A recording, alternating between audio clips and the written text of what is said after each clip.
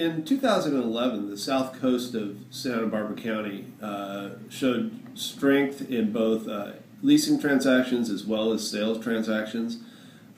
We've definitely weathered the economic downturn better here on the south coast than our neighbors up in the north coast, and really throughout Southern California.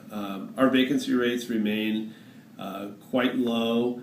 Office vacancy in the city of Santa Barbara stands at approximately 5%.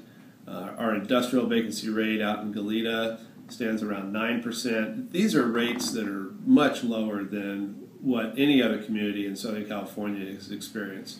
A lot of that is due to the fact that Santa Barbara has a constrained supply.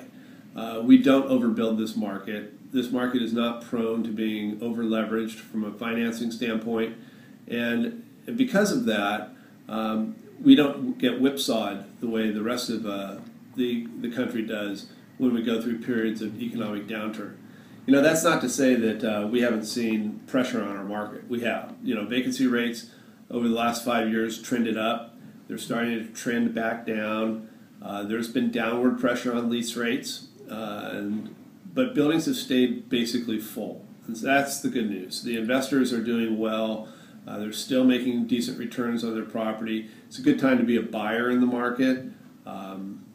There are some, cap rates have trended back up, which means that investors are getting higher rates of return on their cash invested.